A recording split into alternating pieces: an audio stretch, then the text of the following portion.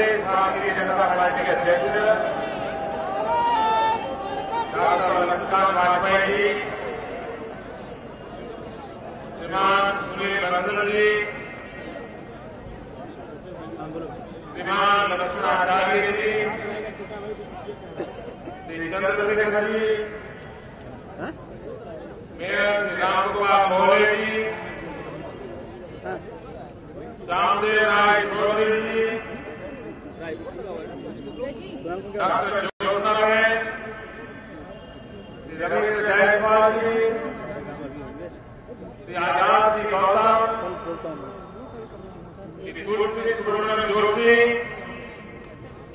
श्री केदारनाथ जी, श्री चेत नारायण जी और विशाल संख्या में पधारे हुए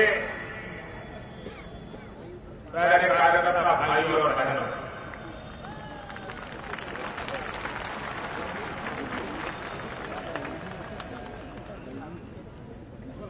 ज्ञान बढ़ा दिया। आज आप जिस मूर्ति का जय जयकार कर रहे हो, जयकारा लगा रहे हो,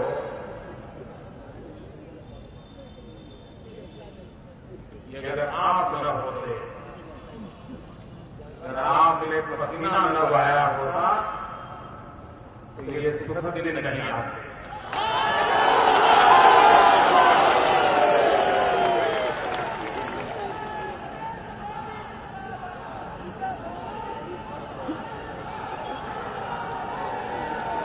चुनाव के बाद कार्यकर्ताओं से इस विशाल संख्या में मिलने का मेरा पहला अवसर है और मैं ये जो कैमरा वाले मित्र हैं, अगर आपका सब तय हो गया और आप बैठे कैमरा का नाम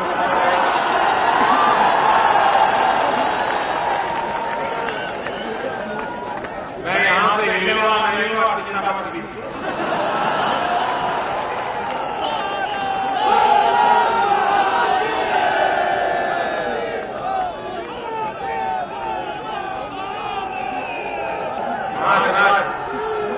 आप पीछे लोगों को परेशानी हो रही है। देखिए, बनारस के मीडिया के मित्र कितने अच्छे हैं, मैं उनका आभार व्यक्त करता हूं।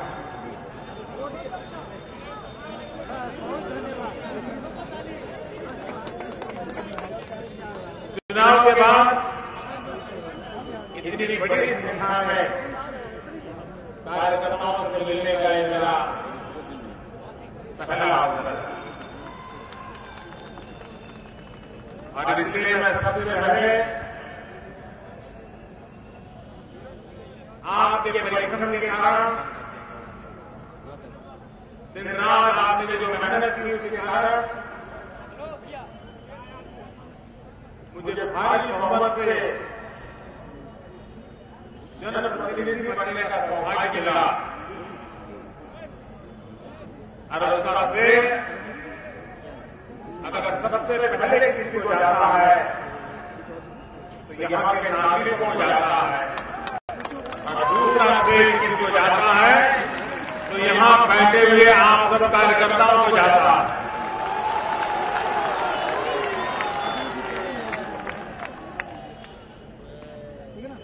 यहां बैठे हुए हजारों कार्यकर्ता ऐसे होंगे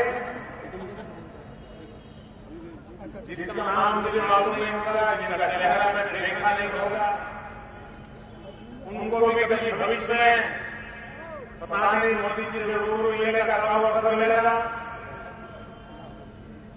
इन सारी विषयों की कोई अपेक्षा के बिना मिले न मिले, परिचय हो न हो, कुछ नहीं, एक ही बार भारत माता की जय। इस मंत्र को लेकर के आप तो चल पड़े और आज देश और दुनिया में भारत अपनी ऊंची जगह बनाने की दिशा में सफलतापूर्वक आगे बढ़ रहा है।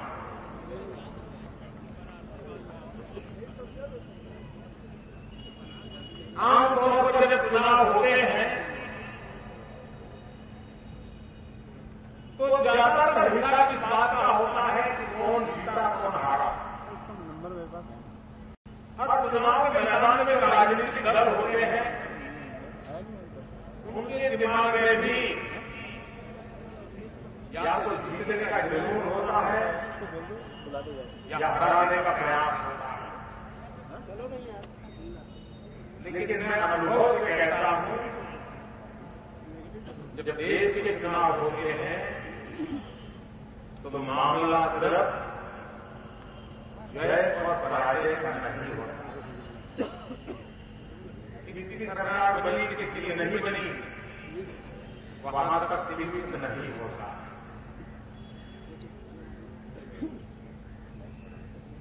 सरकार पहले भी बनी, लेकिन पिछले 30 साल में भारत में कोई एक दल की पूर्ण बहुमत की सरकार देखी ही नहीं।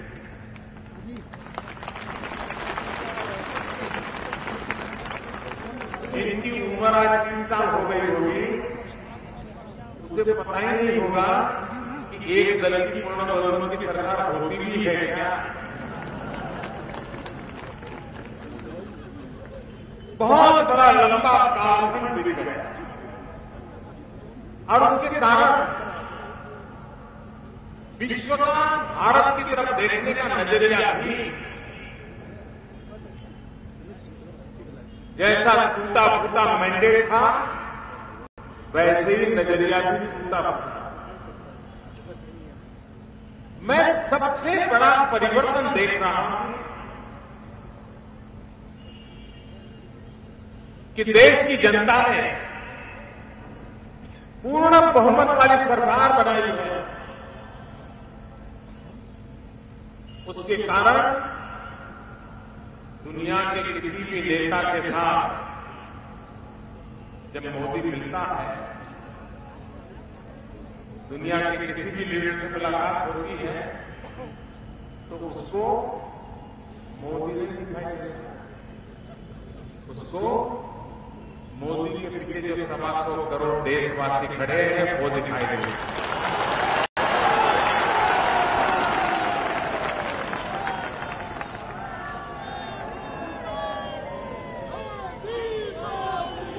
मैं स्वयं चुनाव लड़ता था, तब तक मुझे अंदाज नहीं था कि पूर्ण बहुमत का प्रभाव क्या होता।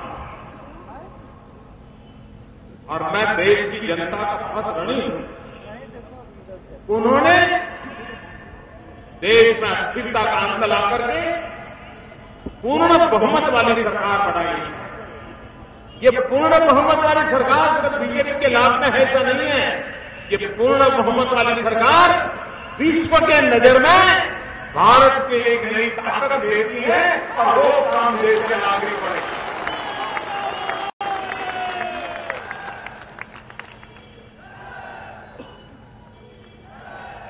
आज दुनिया भारत के प्रति गौरव की नजर से देखते हैं, हीन भाव से नहीं देख पाते। या तो बराबरी से देखते हैं या तो भारत को अपने से थोड़ा ऊंचा मान करके देखते हैं। नीचा मानने की हिम्मत कोई नहीं करता।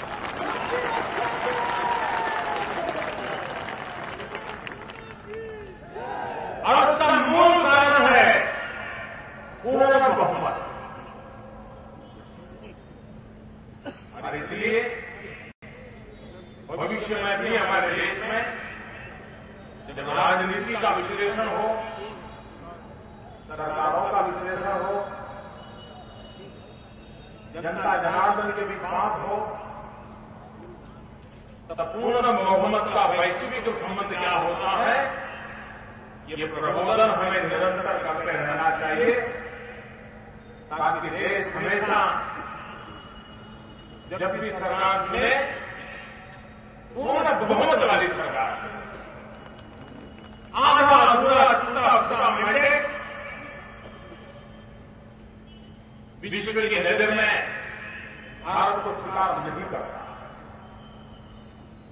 और हमारा पिछले 3 साल का अनुभव भी है। भाइयों बहनों, इन दिनों भारतीय जनता पार्टी का एक संगठन पर्व का कार्यक्रम चल रहा है और मैं राष्ट्रीय अध्यक्ष जी का अभिनंदन करता हूं कि उन्होंने इस बार मेंबरशिप के लिए डिजिटल ड्राइव लिया है। पूरे देश में भाजपा के साथ जुड़ने के लिए लोगों का आह्वान किया है और सबको कहा गया है कि मिस कॉल करने के लिए नंबर दिया गया।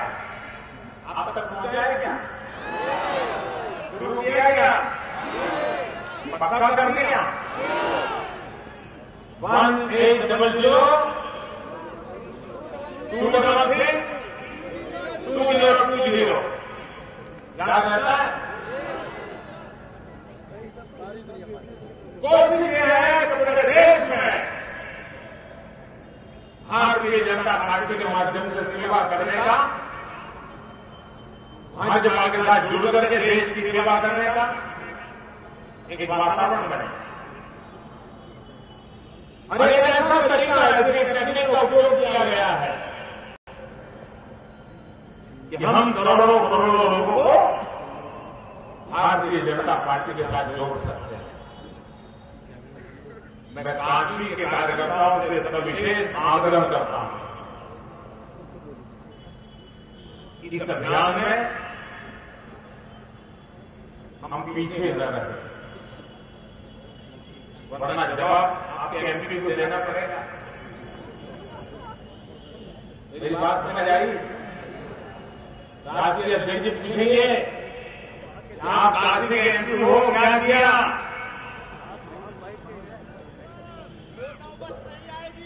अच्छा होगा ना? पक्का अच्छा होगा? क्या आप पूरे उत्तर प्रदेश में नवरेत करोगे?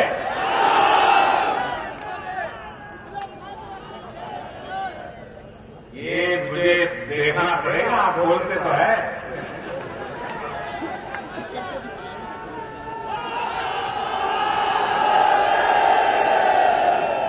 तो आपने आशीर्वाद भी प्राप्त कर लिया।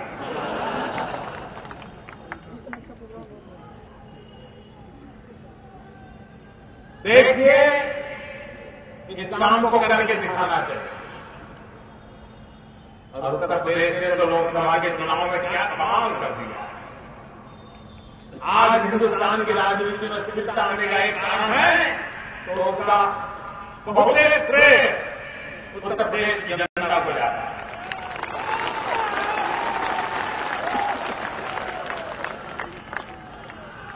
कितना भारी समर्थन दिया। और मैं उत्तर प्रदेश का हृदय से आभारी हूं। भाइयों बहनों, मैंने पहले ही कहा था कि सरकार गरीबों को समर्पित है। ये सरकार दुखियारों को समर्पित है। आप देखते हो एक के बाद एक योजनाएं जो लेकर के हम चले हैं, सारी योजनाएं गरीबों से जुड़ी हुई। हमारे देश में जो सरकार से पेंशन पाते हैं, 32 लाख परिवार ऐसे हैं जिनको कितना पेंशन मिलता है आपको जानते हैं हैरानी होगी। किसी को 1 महीने का 6 रुपया, किसी को महीने का 10 रुपया, किसी को महीने का 50 रुपया। ज्यादातर लोग तो पोस्ट ऑफिस में पेंशन के पैसे लेने के लिए जाते ही नहीं, क्योंकि जाने का ऑटो रिक्शा का किराया ज्यादा होता है। गरीब, बूढ़े माँ बाप, पेंशन। भाइयों बहनों, भारतीय जनता पार्टी सरकार बनने के बाद हमने तय किया इन 32 लाख जो पेंशनर है उनको पहले भले 6 रुपया, 50 रुपया, 100 रुपया मिला हो, अब किसी को भी 1000 रुपये से कम नहीं मिलेगा।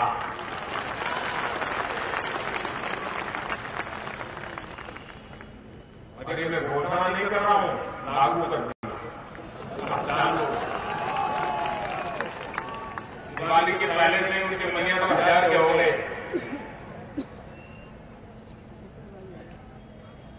एक संवेदनशील सरकार होती है जो भारत के सामान्य मानवीय के आकांक्षाओं के साथ जुड़ी हुई होती है, वो सहज रूप से ऐसे निर्णय करने के लिए प्रेरित। हमने देखा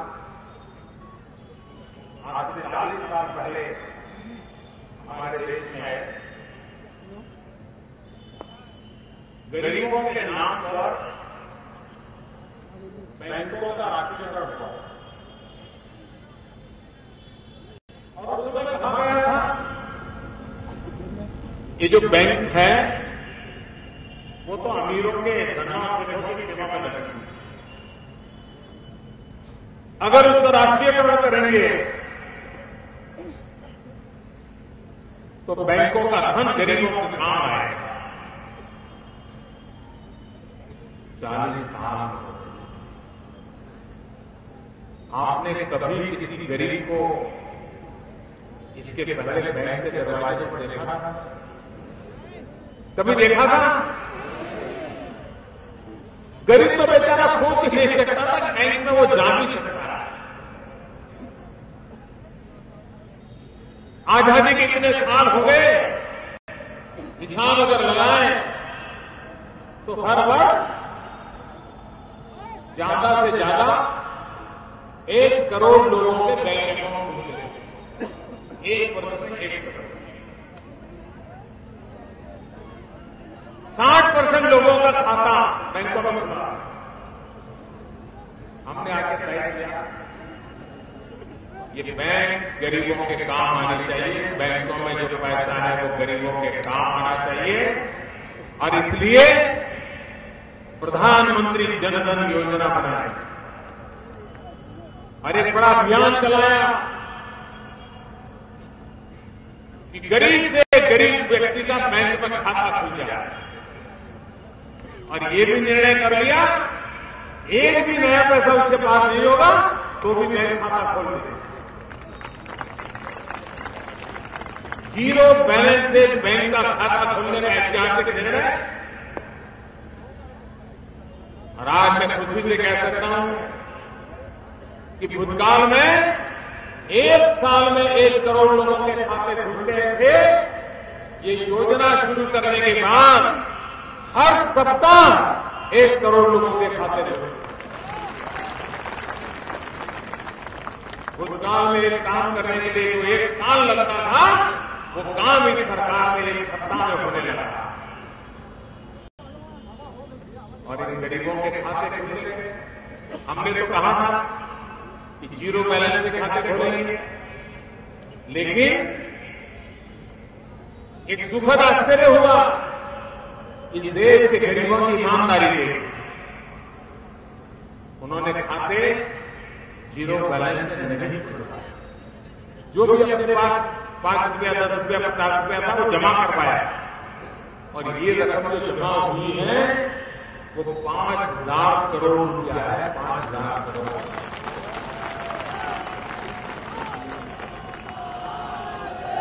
देश कैसे भरोसा करता है आप देखिए। और सरकार ने भी तय किया कि प्रधानमंत्री जन धन योजना में जिसका खाता होगा उसे 1 लाख रुपए का अकस्मात बीमा मिलेगा। गरीब को 1 रुपया देना नहीं पड़ेगा। अगर उसके परिवार में कोई नुकसान हो गया 1 लाख रुपए का बीमा सरकार ने दे दिया। गरीबों को सुनाई नहीं देगा।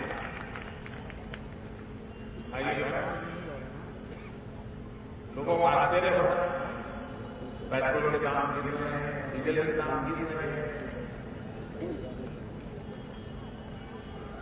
ये काम पहले भी हो सकता था।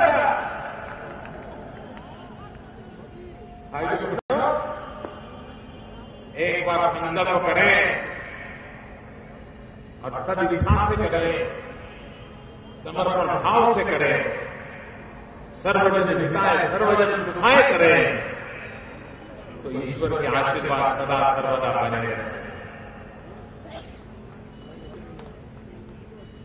मैंने अभी रेडियो पर मैं बातचीत करता हूं, महीने में 1 आध बार कोशिश करता हूं, मन की बात बताता हूं रेडियो पर। मैंने एक बार रेडियो पर कहा था कि 2 अक्टूबर गांधी जयंती होती है, हम खादीधारी हो या ना हो, कितने ही बढ़िया बढ़िया प्रकार के कपड़े पहनते हो, लेकिन क्या एक खादी का वस्त्र नहीं खरीद सकते हैं? बाकी जो पहनते हैं सब पहने। आज मुझे खुशी के साथ कहना है कि मेरे रेडियो पर ये बात पहुंचने के कारण इस वर्ष मुझे खादी बनाने वालों ने बताया कि इसके पहले 2 अक्टूबर से जो खादी की बिक्री होती थी, 1 सप्ताह के अंदर करीब 125% ज्यादा हो गए। इसका मतलब गरीब के घर में दिवाली का दिया जला।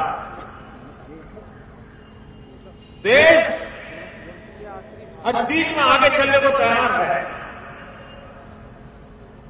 और मैं अनुभव कर रहा हूं, हर शब्द को देश उठा रहा है, हर बात को देश रिस्पॉन्ड कर रहा है। देश का हर नागरिक चाहता है मेरा देश ऐसा नहीं होना चाहिए, मेरा देश आगे बढ़ना चाहिए। स्वच्छता का अभियान हर किसी को लग रहा है हाँ गंदगी नहीं करनी, ये बात मानना है। और मेरा भी आपसे आग्रह है कि सभा के बाद यहां से जाएंगे तो कुछ प्लास्टिक की बोतल, कागज, कूड़ा कचरा छोड़ के नहीं जाएंगे ना? जरा बताओ तो, आपके आसपास सब साफ करके जाओगे ना? ये हम लोगों का काम है। ये भारत माता हमारी माता है। भारत माता को गंदा करने का हम भारत भाग के भक्तों को कोई अधिकार नहीं है भाई, कोई अधिकार नहीं है। ये सफाई हमारा काम है, ये सफाई कामदारों का काम है। ये गलत सोच कर बाहर निकल रहा है। गंदगी जिस भारत को मैं मां कहता हूं और उसी के सीने पर मैं गंदगी फेंकूं, ऐसा कैसा मैं बेटा हूं भारत मां का, जो भारत मां की गंदगी देखता हूं फिर भी मुझे बेचैनी नहीं होती। ये बात घर घर पहुंच रही है, लोग जिम्मेवारी का एहसास कर रहे हैं, बदलाव की अनुभूति कर रहे हैं। और काशी तो यात्रियों का धाम है, देश भर के लोग आते हैं। काशी एक बार तय कर लें तो हम गंदगी नहीं करेंगे, दुनिया की कोई ताकत आकर के काशी को गंदा नहीं करेगा, कोई नहीं। भाइयों बहनों, देश की जनता भरपूर आशीर्वाद दे रही है। महाराष्ट्र में आशीर्वाद, हरियाणा में आशीर्वाद, झारखंड में भी देंगे, जम्मू कश्मीर में भी देंगे। मेरा विश्वास है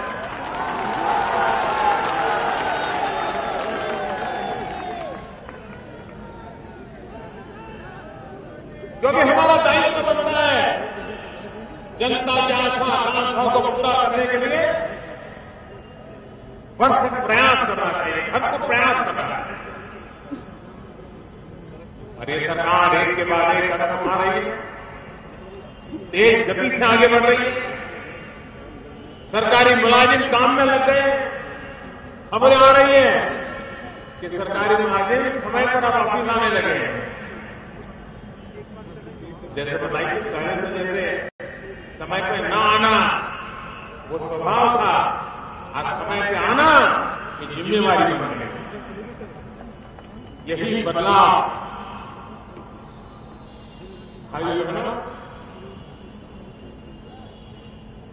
काशी का विकास, काशी की पुरातन परंपराओं को बनाए रखना, उसको तोड़ नहीं करना चाहिए, क्योंकि वही तो काशी की ताकत है। लेकिन सुविधाएं आधुनिक से आधुनिक मिले, ऐसा मेल करने की आवश्यकता। कई योजनाएं मेरे मन में चल रही है, अफसरों के साथ बैठ करके उनका लेखा जोखा कर रहा हूं और एक के बाद एक लागू करना जाऊंगा। और मुझे विश्वास है कि जो काशी की विरासत का हमें गर्व है, बनारस की सांस्कृतिक ऐतिहासिक पृष्ठभूमि का हमें मन में एक आनंद छा जाता है। उस काल की भव्य भूतकाल के ऊपर दिव्य भव्य रचना हो, उस दिशा में हम काम करें। मुझे विश्वास है कि आपने मुझे जो प्यार किया है वो कभी बेकार नहीं जाएगा। मैं ब्याज समेत ऋण चुकाऊंगा, ये मैं आपको वादा दोबारा करता हूं।